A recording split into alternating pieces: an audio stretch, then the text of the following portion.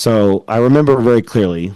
I walk into the therapist's office one day, and so at this point, she's seen me almost probably 4 years through this experience. So she's sitting there, and I remember I sit down, and she looks at me, and she says, "You know what?" She's like, "You're not really making that much progress." Not the thing you want to hear from the therapist, but it's also No. probably.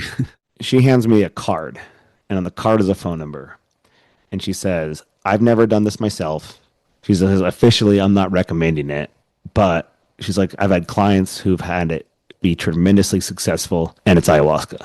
So at that point in my life, with all of the things that had happened and my outlook and my view, and I'd tried different types of therapy. I'd been on every antidepressant on the market. I felt like I'd tried everything. And so at that point, I would have done it like right there in her office.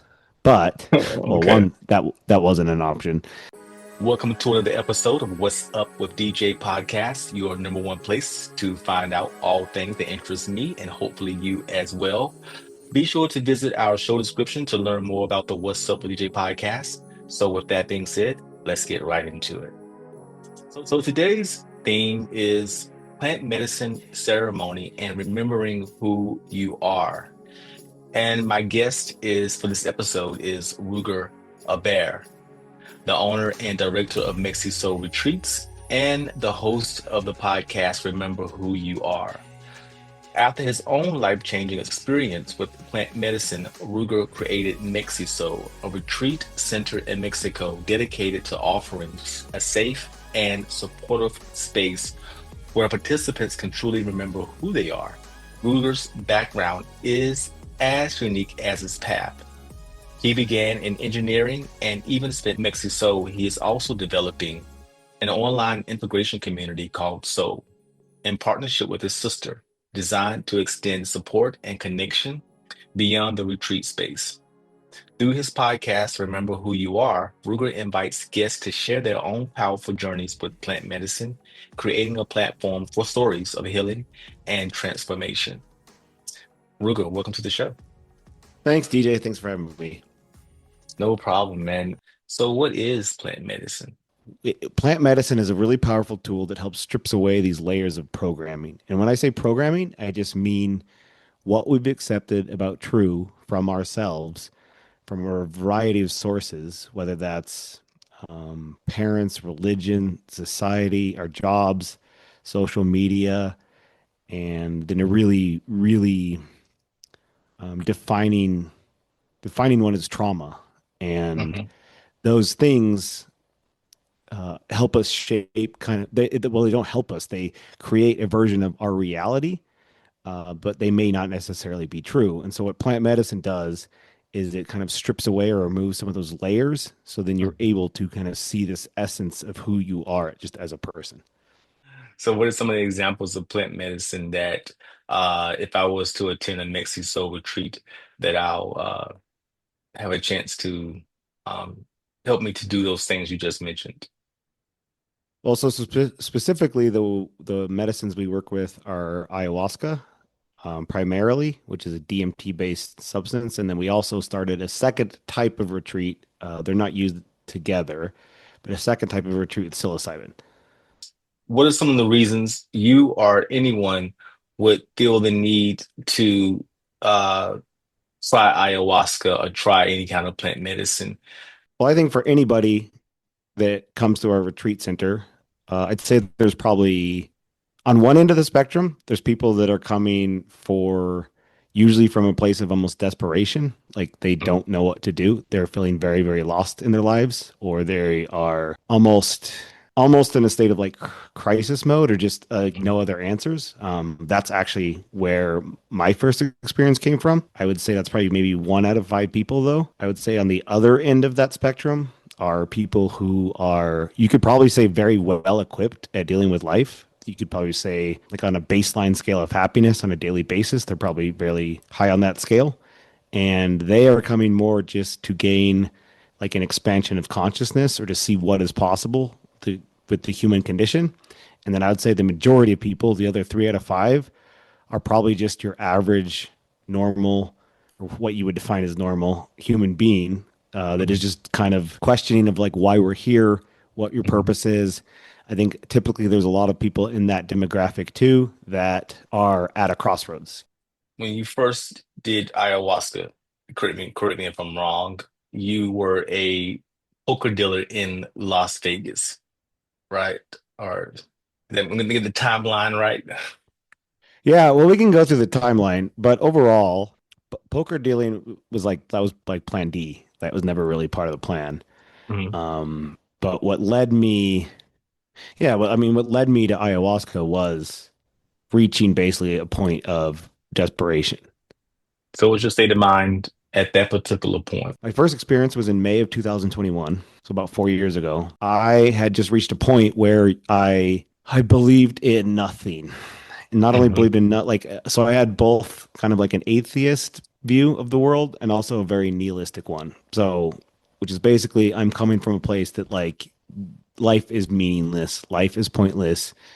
You live, you suffer, and you die, and that's all there is. And I had really gotten to a point very much of depression, anxiety, hopelessness, very much of this just like existential kind of crisis, but it was just very internalized. And at the same time, I think that pain, those feelings associated that were so um, deep and but suppressed that it Hmm. caused a lot of those like conditions. So you're working in as a poker dealer in Las Vegas, and something happens that leads you to have your, uh, I guess, I don't know if it caused you to have want to do ayahuasca, try ayahuasca, or did it just sort of get you to question, would this be something that I'd be interested in? For me to tell you how what led to my first experience, which Mhm. also gives a bridge to how this retreat started in the first place. I can speak about some of the events that led to that, Mhm. and they're gonna sound disconnected, but I promise they will all lead to this place. Kind of, I mean, this may be a bit emotional too, but I think I think it's important to just share the aspects of this, and this is kind of why I'm doing this too in the first place. Okay. So the first thing that happened is this happened about 17 years ago from today. Mm. So I'm sitting in the car with my mother, and we get a call from the FBI. And so my dad turned out we get a call on this phone call, and it said that my dad had assaulted a male flight attendant on a chartered plane back from Canada on a work trip. And this was something that like I mean, this was out of a movie because this was completely like not at all characteristic of my father at all. So what ended up happening is he had a bit of like undiagnosed mental illness, and he had a breakdown on an airplane and ended up being in a mental institution in the state of Ohio for several months. Um, the first time we saw him, like he did not, he didn't recognize who we were. I will say that he is okay now. He's fine. Turned out he was undiagnosed bipolar, and then after a period of time, he came back to reality, and then he was released back to where he lived at the time, which is in a city at the top of the state of Nevada, and he was released to the care of a doctor, and that doctor, you know, periodically checked in with him, adjusted his medications, acted as kind of a therapy modality for him, and kind of got, in addition to getting him stabilized, like was his primary like care person for a while until he was able to return to normal life, which he is still, I mean, fine now. Now we're going to jump back in time from today to 10 years ago.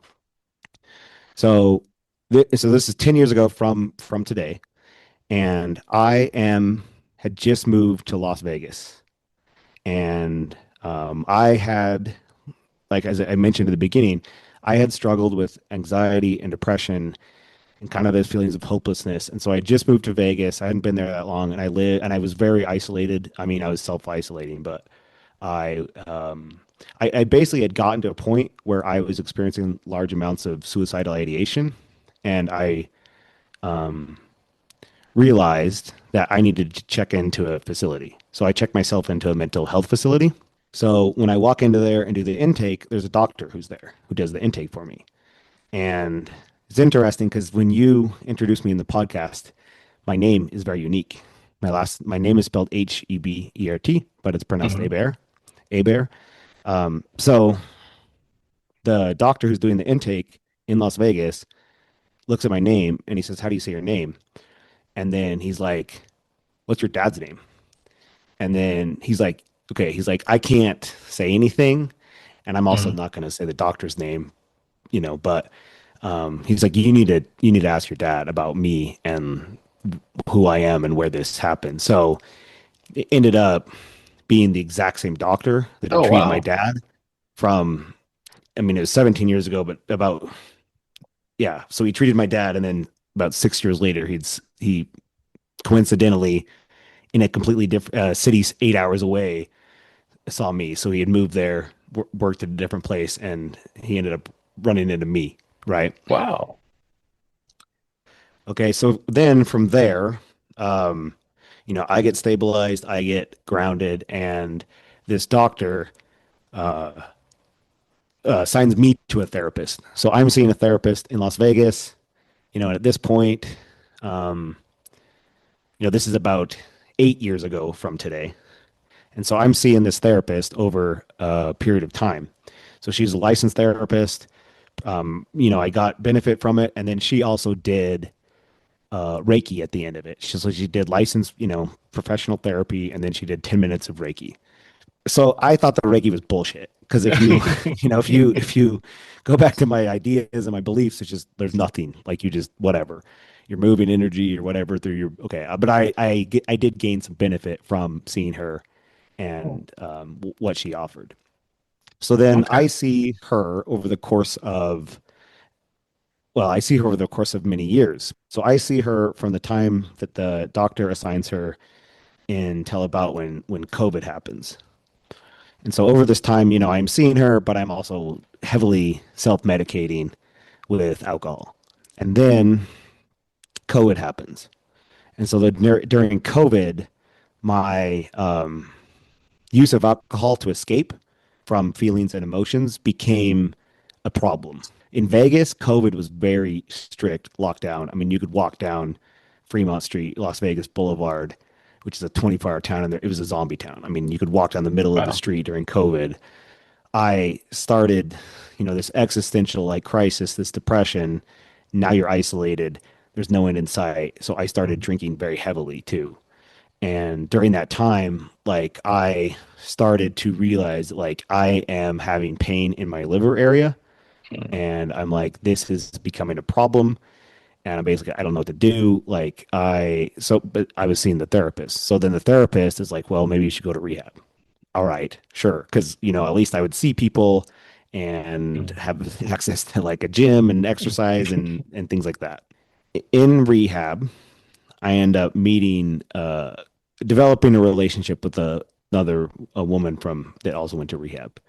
And that's one of the first things they tell you is like, this isn't the place to have a romantic relationship. And I think anyone can kind of figure out that for obvious reasons. But developed a relationship with this girl in rehab, left rehab, and this relationship continued with this person for about 6 months. Of course, going back to it turned relatively toxic. There was this dynamic where this individual would like get lonely and then come back and then leave and then come back and leave and come back. And of course, like I allowed it. It was very much, it wasn't one person doing anything wrong. It was very much us having Mhm. like a just unhealthy kind of relationship that was like back and forth, back and forth. So I was on this emotional roller coaster for a very long time. And I'm also sober during this entire time. Like I stopped drinking. It's about 2020 in the timeline right now, Okay. probably leading into close to 2021. I'm still seeing this therapist. There's this on and off relationship with the individual from that I'd met in rehab, and I am doing much better in life because there's stability. There's things returning to normal. I am sober, which is a huge aspect. I walk into the therapist's office one day. So at this point, she's seen me almost probably 4 years. And I remember I sit down and she looks at me and she says, "You know what?" She's like, "You're not really making that much progress," which is something, not the thing you want to hear from the therapist, but it's also No. probably what maybe a good therapist should say. At that point in my life, with all of the things that had happened and my outlook and my view, and I'd tried different types of therapy. I'd been on every antidepressant on the market. I felt like I'd tried everything. And so at that point, I would have done it like right there in her office. But well, Okay. one, that wasn't an option.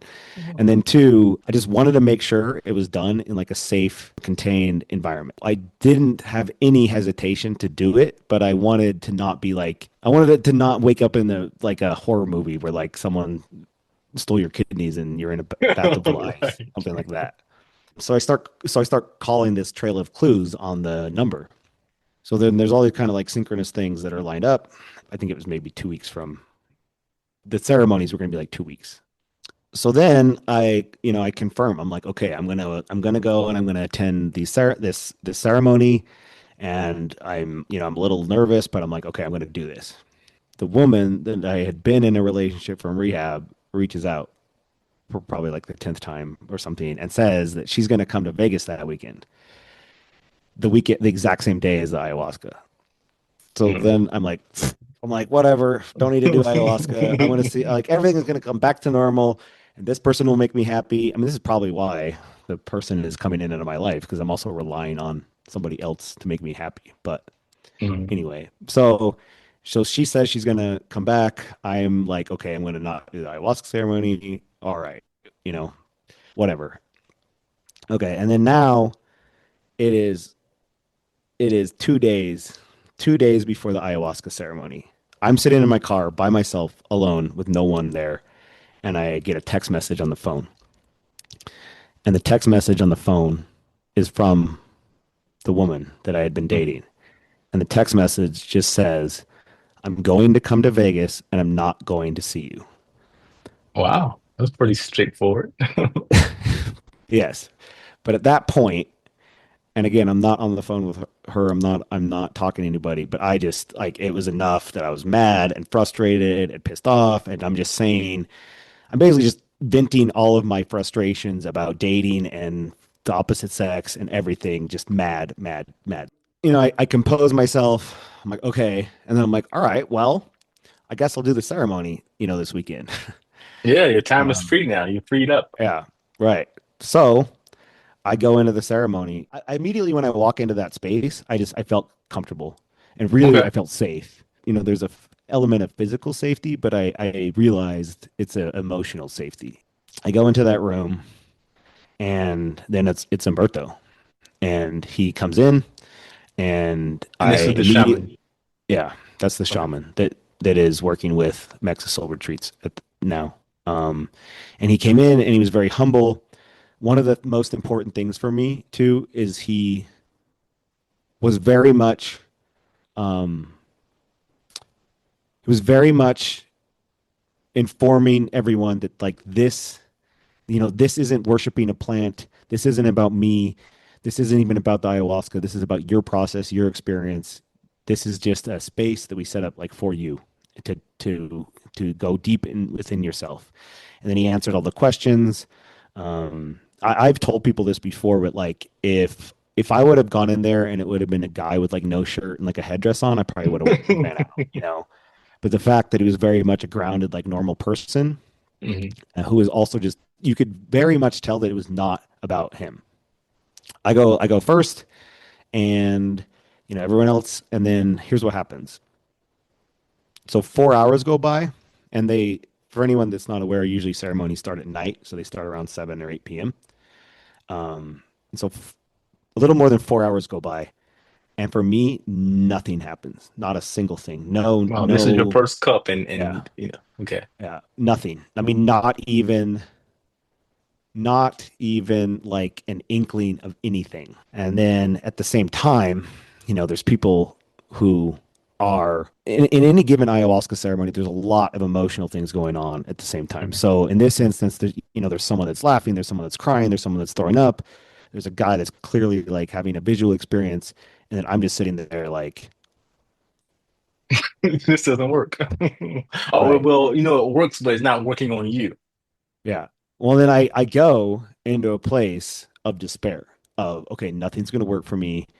I often bring a journal to ceremonies. So I was sitting there in the dark and I was writing in my journal about all of the things that had happened with my dad related to the airplane and to that incident that had happened about 17 years ago. And then, as I'm writing this, there's a person that comes over and she was basically like a server. So she comes over.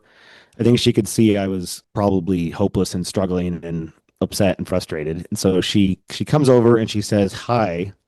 She says, "I'm a healer. Can I help you?" So in my mind, I'm thinking just, okay, bullshit, whatever, healer. Okay, sure. But yeah, why not? So she sits down in front of me and the first thing she says, she looks at me, and she says, "Wow." She says, "You're really channeling your dad right now." And then for me, I'm like, "What did you say?" And she's like, "Oh, you're really channeling your dad right now." And then I just was like, "Bullshit." I'm like, "You saw me write this in my journal. Like, okay, cool. Like, got you, lady." And then, so then this is what happens. So she sits down in front of me and she's like, "All right." She's like, "Well," she's like, "First of all," she's like, "I don't have my glasses." She's like, "Second of all, it's almost 1 a.m. and it's dark in here."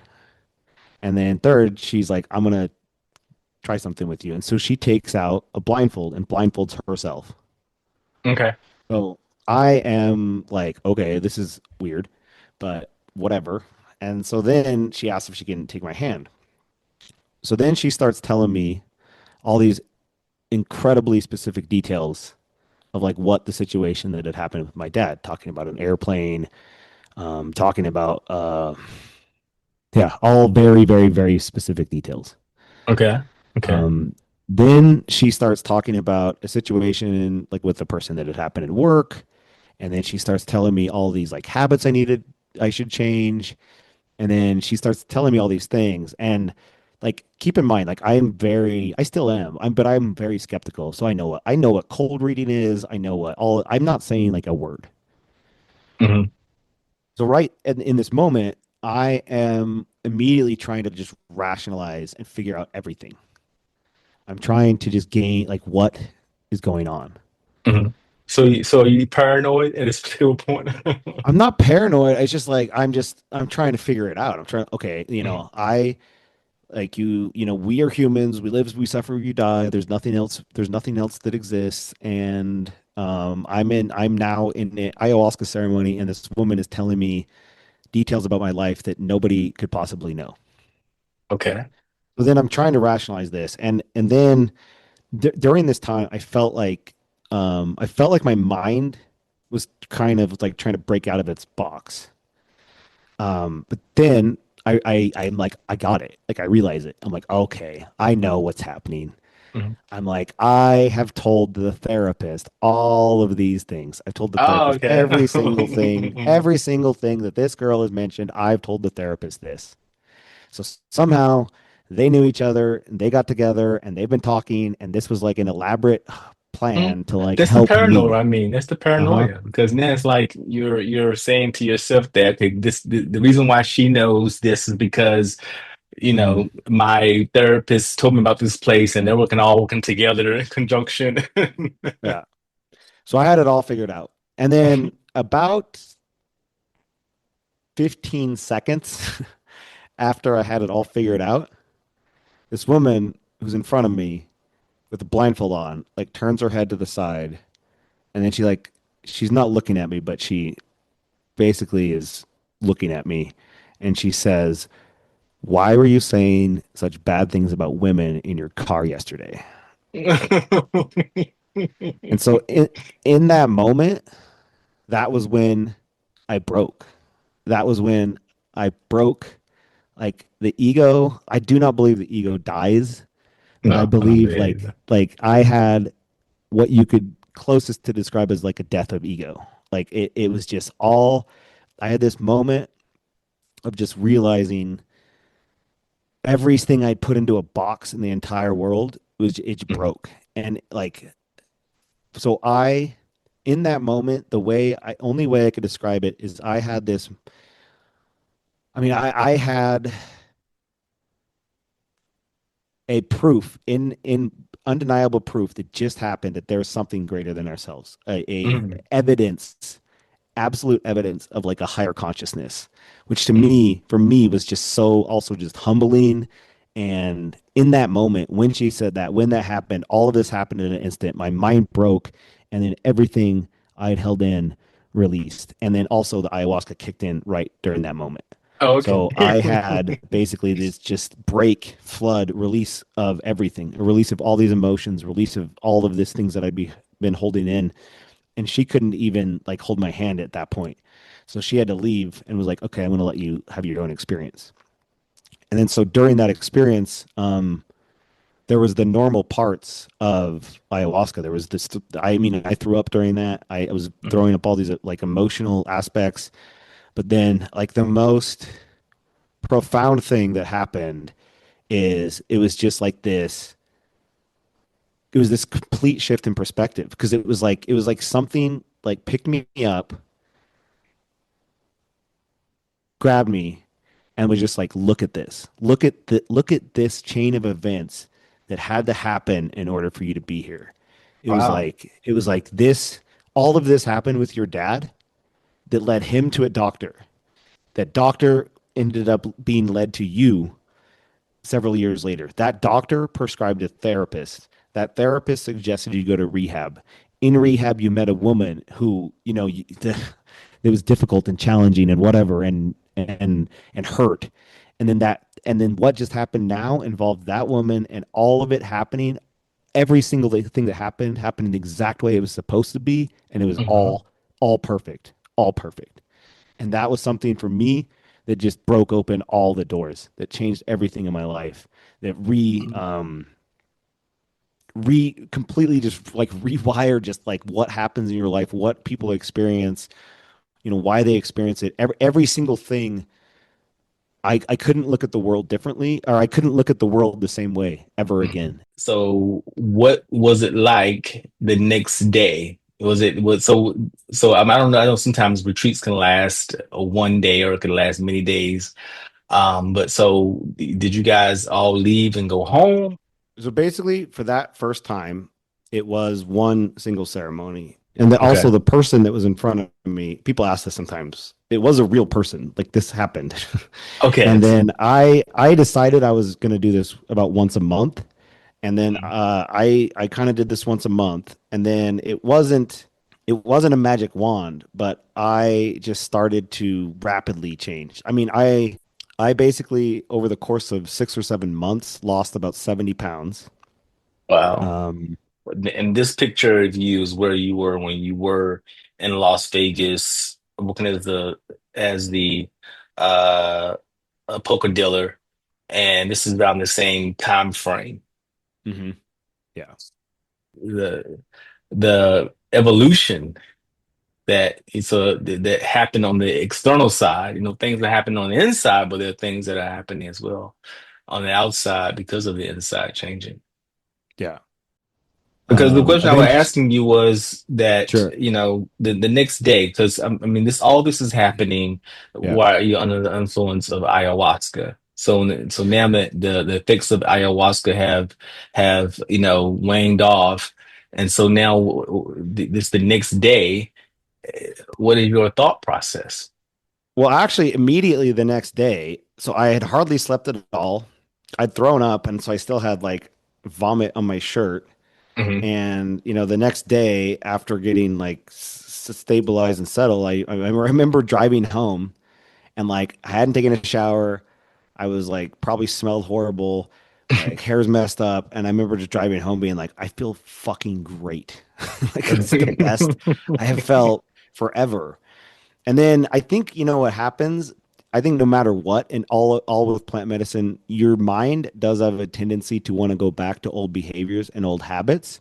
So Hmm. like, I'd mentioned that I had struggled with suicidal ideation. That's a thing that I had struggled with for many years. Like that didn't just disappear overnight, but it just started to become like less frequent and less louder, and like all of the kind of fear parts of my Hmm. life Hmm. started to they did not disappear, and I think it is important to realize that. But they kind of started to soften. I don't think the journey ever ends. Right. But like over the course of time, I had these huge leaps and strides in thought patterns, in perception, in intentions, in the way I saw the world, and then, from there, it's just over the last 4 years, it's been a continual growth process. Like the old things in my life don't exist anymore. Like for me, going out and partying isn't a thing anymore. So a couple days later, after that first ceremony, I went back to my job to work, and I just noticed that I had always had some social anxiety, especially with my job because I was a poker dealer. So I'm sitting in front of people, and I always had, this fear, this social anxiety. And I realized, like, when I went back a few days later, that was still definitely there, but it was like the dial was turned down. Whatever broke me open so wide in the very first ceremony Hmm. was something that made me kind of open enough to just be like, okay, like whatever I'm supposed to be doing, let's do it. I'm taking all these pictures. So then I also, when I come back, I'm putting them on Facebook, and I have all these people reaching out. Some people I haven't talked to for years, like from high school, from old friends, family, and they're seeing me. And you can show that picture because it's a huge change. They start to see that. Then they Mm. see all these pictures of like this space in Mexico that's also just beautiful. And then there like some of these things to develop this retreat happen naturally. Like cuz I was getting people that were saying like, "Oh, you should start like a blog about like all of this experience and putting these Mm. pictures." So it's like I Mm. already kind of had started putting together a website before I developed the website. So it was almost like it just I was open to whatever came up, and then it just kind of happened. And then Yeah. my sister, who I'm working on the integration program, was the very first person that ever signed up. I think a lot of the reasons that this started in the first place was they saw my transformation, and they saw the Hmm. difference that it made, and that's also the place that I started this from. Because like I never in my wildest dreams imagine I'd be doing this. I never set out. This is a business now, but I never set out to create a business of an ayahuasca retreat. Like that was Hmm. never my intention. It started from a place of my own transformation and some of it, my own pain in my Hmm. life, and kind of transforming that. And then, at the same time, I think just wanting to give that and share that experience with other people. The program that you offer to your participants, how do you begin to set up the program that you utilize? I'm quite sure it's evolved over time, but what is the program like at this particular point that you provide to your participants? Well, something that we realized really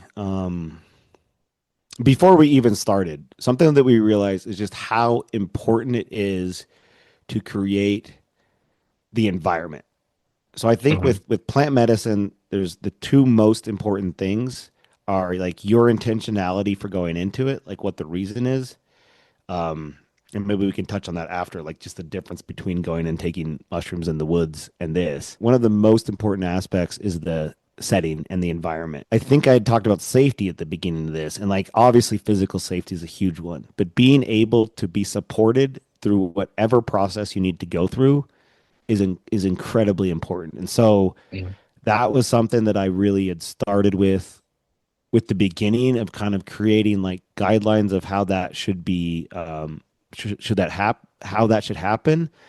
And then like with our retreats, the majority of the people who are in that role are also female, which I think is just by definition kind of this more caretaking and empathy and understanding And and nurturing. Hmm. yes, nurturing is a really good word. And I think that a lot of the majority of our staff is female. The retreat center is owned by a woman, and so that element that I think is really, really important is there is a huge amount of just feminine energy and support. But something that we really wanted to create is pretty much smaller, intimate groups. Mhm. So, we have a huge, the property itself is huge, but the most we allow in a retreat is 18 people. And I think that kind of adds to this dynamic where people, it's a group size that kind of ends up supporting each other too through it. And I think Mhm. that's really important. Like that's why we have a combination of this like traditional aspect of it, where we're Mhm. still very much honoring the traditions, the energy, the tobacco smoke, the traditions of our shaman is Shipibo trained, but at Mhm. the same time, like we have a psychiatrist there. Our goal is to create an environment that is best for the guest, not where Mhm. it's very focused on like tradition or very focused on one aspect. Whatever Mhm. is what however we can serve the person the best in their process is like Mhm. what we aim to do. So, looking at your program, you offer, I see a lot of meals. You're Hmm. getting fed. And I see that, it's music is a big part because, I think any ayahuasca retreat that you're going to go to, they're going to be something called Icaros that are a Hmm. song during the actual retreat itself. So you talk about a little bit about the food that you serve and the music that the participants hear during the retreat, and is held in something called a maloca, Hmm. the retreats, and also um some of the things that the participants will enjoy while they're there, not just the ayahuasca and the plant medicine itself, but also other activities. Yeah, so first of all is the food. We probably, if you're going to go to an ayahuasca retreat, this is probably some of the best food you're going to get. Because I've also gone and they're very, very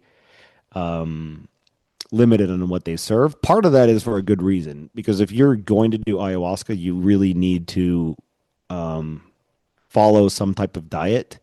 Hmm. It's important to come into it like as clean, natural, organic as possible. There are there are ways to do it too, as far as a diet. We can be very, very strict on it, and we kind of try to find a balance in between that. But we do have mostly vegetarian, but with some chicken and fish. But it is all there's a lot of thought and care that's put into the diet or the Hmm. food. Hmm. And then as far as the musicians, that's also something that I think is really unique about the place we have. So all of the musicians actually do take medicine during the ceremony. And so they kind of weave this experience that is they're able to kind of feel and sense the energy of where it's going. And then there's kind of this flow to where the whole ceremony goes and where like the kind of the energy goes and how that plays out with the music they're playing too as well. So they're very, very the musicians that we have are very, I would say, use the word devoted to like the medicine, that type of experience. I mean, we're not just finding, oh, this person's a good musician. There are people that are local that are very much involved and are very much a part of like the ceremony space and the plant medicine space. And also, it's not, the participants are not just going there just for, a participant can go there just for the plant medicine, but there are other amenities that they enjoy outside of the medicine itself. So you talk a little bit about some things. Of course, we get back to the medicine, Sure. because there's things outside of ayahuasca that you guys offer during the ayahuasca retreat itself. But some of the amenities that they can possibly enjoy while they're there, because you offer a 7-day retreat. So for the facility itself, there's a pool, there's horseback riding, and then huge property to explore. And then also during the 7-day retreat, we do other. either you could use the word ceremony or maybe traditional practices, but things that don't involve psychedelic, but like Mm. a Tema's call, which is a traditional Mexican sweat lodge. There is a fire circle ceremony, which is a symbolic way of letting go of attachments. And so there's all these other experiences that are kind of woven into the retreat experience that complement the medicine. They complement the medicine in a variety of ways and also contribute to integration. And, there could be an entire episodes on integration, but the integration is basically taking the process of taking what you experienced in the ceremony and then integrating it into your life, so you're able to bring those back to like the whole to your own person. And so we And we'll get into the integration and also a project that you're working on now Mhm. that's dedicated to integration. But I did want, I'm looking at pictures and things, and it definitely looks like a resort sort of, I mean, I've seen pictures of different ayahuasca ceremonies, and it's sort of kind of like they're out in the boonies in the Mhm. bush, with the mosquitoes and the flies and the rabbits and whatever, and yours looks more like a resort type setting. Not just sort of out in the middle of nowhere, sort of um, slumming it, Well, so to speak. I try not to use the word resort because I do think that is implications. But when someone Mhm. asks me like, okay, like be straight up, what is this like? I kind of tell them I kind of tell them that it's in between like glamping and a resort because like there's all the rooms, running water, electricity. There's like electric heaters in the rooms. Um, you'll be you'll be comfortable, but not too comfortable. And I really Mm, think that actually serves a purpose because ayahuasca is something that teaches you to sit in discomfort, to experience these like emotional feelings that you have been resisting, to allow yourself to fully feel and experience things that you may not want. I mean, anger, loneliness, pain. It kind of teaches you to let allow yourself to feel those, validate those, and then let those go. And I think even as something as simple as the rooms is a consideration, when we're doing this because it mm. is an environment where you're going to be well taken care of, and that's very important. But we also try to create the space too where it's like, there'll be some mosquitoes there if you want that too. Well, one of the things that you mentioned earlier was definitely about, you guys also offer a psilocybin retreat, but inside of your ayahuasca retreat, there are other medicines that you guys offer as well. Along with not during the ayahuasca retreat itself, particularly, but looking at the schedule, you offer a bufo ceremony and there's a camo ceremony. So what are sort of those medicines are like, and what would the participants experience during those ceremonies? So we have two types of retreats. One's primarily the ayahuasca retreat. And during that retreat, we're working mainly, any of the psychedelics are all DMT based. In general, like it's not a good idea to cross like different types of medicines, but these are all DMT based medicines. So you have ayahuasca, which is a mixture of two components. One is a source of DMT and one is an MAO inhibitor. Those plants are the very old, traditionally used, and that medicine comes from either Peru or Brazil. And then another one of the medicines we offer during the retreat is named Satori, and it is also DMT based. So it is the same two components as ayahuasca. It's just one of them, one of the plants, or both of the plants, excuse me, are native to Mexico. The DMT source is Tepesco weedy, and the MAO inhibitor is some Syrian rue. And then Bufo is also DMT based. It is a little bit different of a chemical composition of DMT. So it's 5-MeO DMT. That actually does not come from a plant. It comes from a toad that exists in Sonora Desert. But I do think it's important that, so we have a variety of options. We kind of let people choose their experience, but I do think it's important to reiterate the fact that these are all DMT based. So it's not just we're, throwing a handful of different things. It is also carefully planned out. And then with the psilocybin retreats, those are almost primarily psilocybin.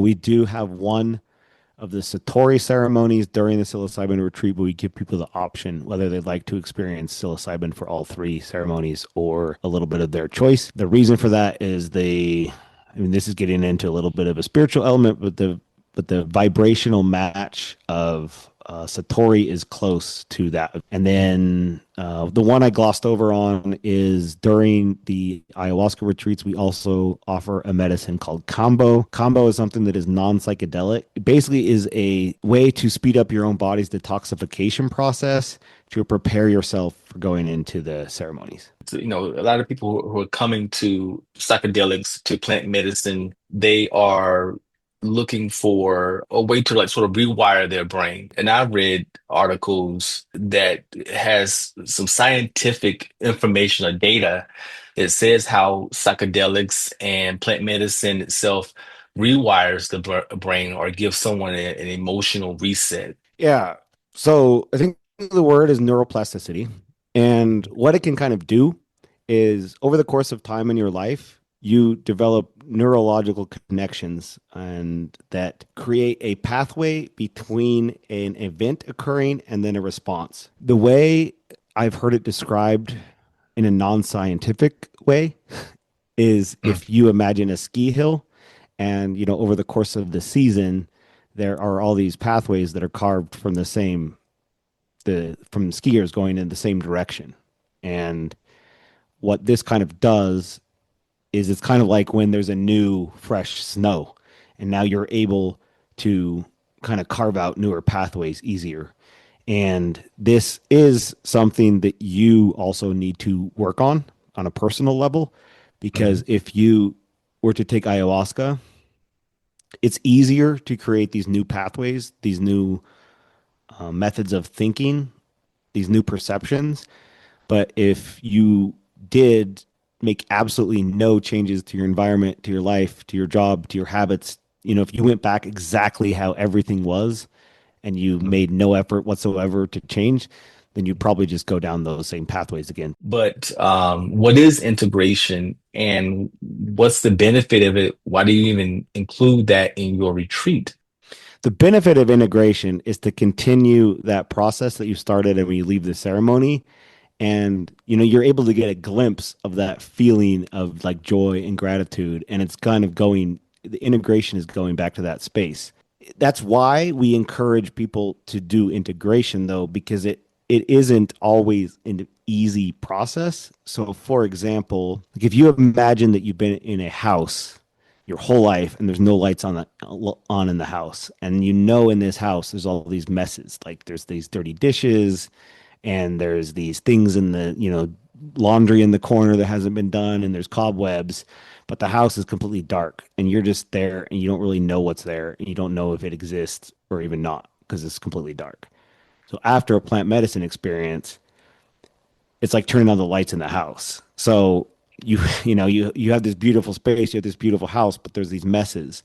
And sometimes when I say those messes, they might be things that you don't really want to look at. They might be things that, I realize that I treat people this way because this is the way my parents treated me. Or this is, something that was traumatic for me and now is affecting like the way I have my patterns in relationships. I use the word cleaning up the messes, but I don't want to make them the messes. What really needs to happen is integration, is looking at those parts as valuable parts that you're integrating back into yourself. What were some of the things that a participant is going to hear, see, do during an integration segment within the retreat? Well, so first of all, we have a woman who is an integration coach who also happens to be a psychiatrist. So she Mm, has experience in trauma informed care. She has psychedelic assisted therapy certification. And then she has a lot of experience in her own life of having these, one on one dynamics with people who are dealing or struggling with things outside of plant medicine. She also has a lot of experience with plant medicine herself. And so she's able during the retreat, she has a couple functions. One of them is that she has these group integration meetings. Some of those prepare people for the medicine themselves. Some of them are kind of like what to anticipate or what to expect when you leave. So when you mm, leave here and you're open and you're having all these emotional things come up related to what you experienced in the ceremony, you have an idea. One, you realize, okay, this is normal. Like mm. I'm crying or I'm feeling this emotional, response when I leave. One, it's normal. Two, like kind of like how to work through that, how to kind of let yourself go through that. Um, and then she's also available just to meet with people one on one during the retreat itself. So if they do have, there's not really a logical reason for what they're experiencing. It's more just their consciousness making sense of like these emotional things leaving the body. So she's also available to act as like a support one on one during the retreats as well. Integration really starts once you get home, right? And you saying earlier about the good feelings you're feeling because you're leaving such an amazing environment, having these really cathartic experiences. And unfortunately, the reality is that once you leave such an amazing experience, you're going to go right back to the environment that you were before you came. And integration sounds like it would be something that would help people deal with sort of those issues that were there when they left. You can cultivate a practice where you're Hmm. able to, replicate some of those things in your own life where you're giving yourself through maybe meditation or just time for yourself or things like that, where you're also giving yourself the space to kind of be able to experience and feel some of those things that came up in the ceremony. I'll tell you how this started though. So how the integration program started. So, I've had these incredible, powerful, transformative experiences throughout the last few years. I came to visit my sister for Christmas and I was struggling a bit.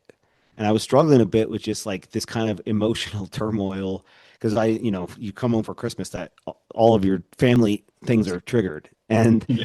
so I was kind of just like, like I hadn't given myself enough of a break. And then I have like these emotional things I'm not kind of letting myself fully process. And I was just struggling a little bit. And then I'm staying at my sister's house and I noticed every morning she would do like this practice. It was only like 10 minutes long, but she'd do this practice and it looked just like, okay, she's meditating. And then I'm like, hey, can I join you?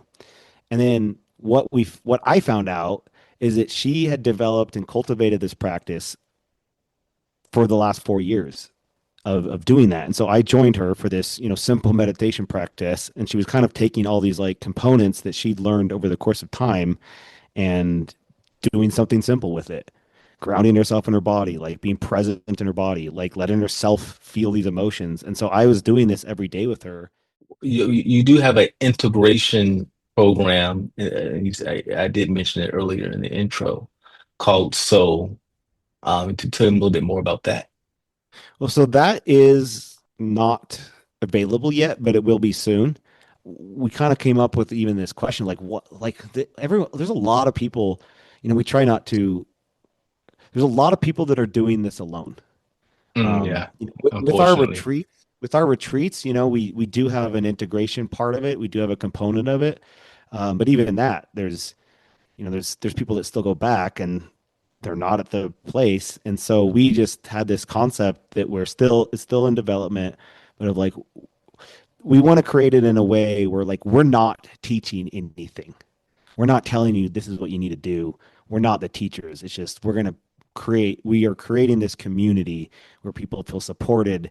And then my sister and I can just share and kind of document and offer what has been beneficial for us through, Mhm. a more structured kind of like programs. Yeah. So soon we're gonna have an online community that is offering more of those tools, more documenting my experience and my sister's experience, what we've learned over the last few years, and then just giving a space for also people to kind of come together. Oh, that's awesome. I believe that the process after the retreats and after the ceremonies is also incredibly important. I think it's as important as the medicine. I think is what Mm. you are doing with this mind-blowing experience you've had is very important. And I'm realizing that more and more in my own self, um, too.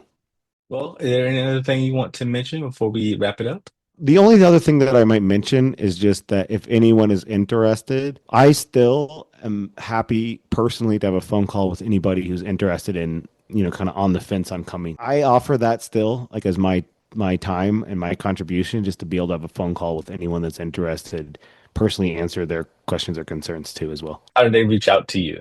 How did they get a hold of you? So the easiest way is if you just check out the website. There's email. MexiSoul.com. Yeah, MexiSoul.com. There's a email link on there. You can even book a call through Calendly. There's the WhatsApp number on there. The WhatsApp number, goes to the MexiSoul, but I will eventually get the message and I'll be on the call with you. And I'll leave those links in the description. I do also have a new podcast called Remember Who You Are podcast, and we just talk about people's experiences with plant medicine, kind of a before, what the experience was like, and afterwards. Okay, and they can learn more about the actual MexiSoul retreat by going to MexiSoul.com. Are there any promotions or discounts that you're offering for the MexiSoul retreat? Yeah, so I'm just gonna do one word. I'll do what's up, DJ, one word, Mhm. and for anyone that uses that code from this podcast, you'll get $100 off any retreat. Cool. And I'll have that down in the description as well.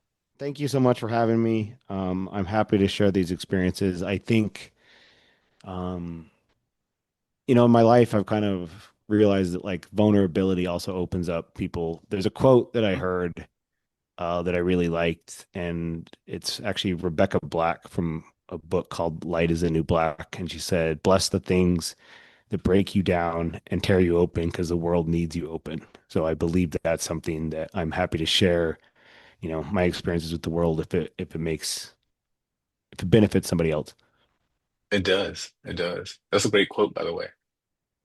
Well, thank you for Thank you. joining me. I really enjoyed the conversation. And again, if you guys have any questions about the podcast itself, you can email me at DJ at whatsupwithdj.com.